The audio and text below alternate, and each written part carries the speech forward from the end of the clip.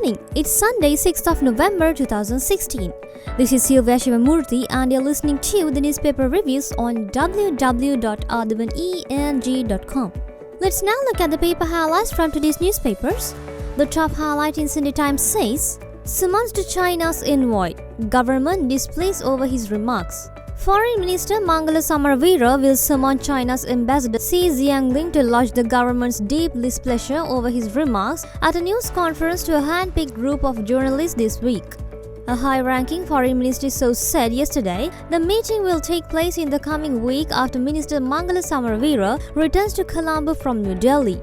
He is in the Indian capital together with Fisheries Minister Mahinda Amaraveera for talks on the illegal fishing by Indian fishermen in the Palk Strait and the Gulf of Mannar.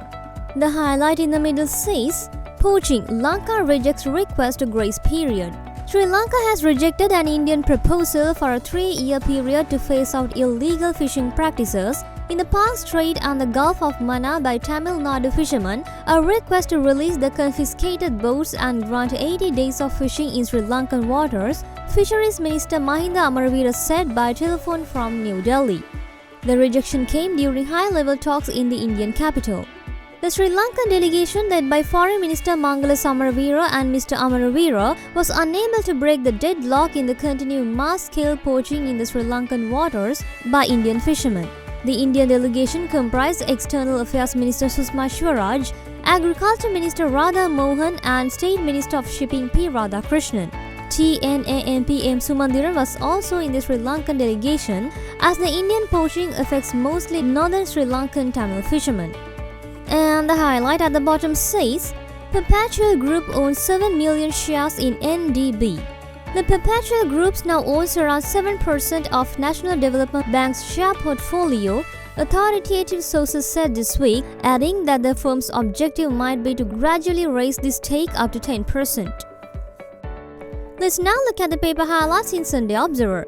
The top highlight says, HRC report finds faults with AG and IGP. The Human Rights Commission of Sri Lanka, in its 5th periodic review report to the Committee Against Torture issued last month, finds faults with the Attorney General and Inspector General of Police for failure to take action against torture and cruel, inhuman, degrading treatment.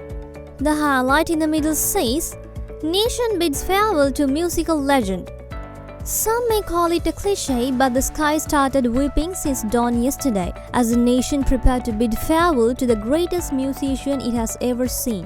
When the death of Maestro Amaradeva was announced, everyone and everything in this small country stood still, absorbing the news. Not just people, the skies, the earth and all living beings were shocked. Nanda Malini said, fighting tears. President Maithripala Sirisena said that Amaradeva is the voice that awakened the nation. He is immortal and his voice lives on, he said, having declared a week of mourning. And the highlight at the bottom says, milestone in print. ANC's upgraded printing machine will come into operation on November 15 to serve our readers and advertisers better. Let's now look at the paper highlights in Ceylon today. The top highlight says, Sri Lanka-India reach settlement of fishermen issue. The governments of Sri Lanka and India yesterday agreed to the request by the Fishermen's Associations that there should be no violence and no loss of life in the handling of fishermen by the navies and coast guards of the two countries. Another highlight says, Maestro leaves behind immortal songs.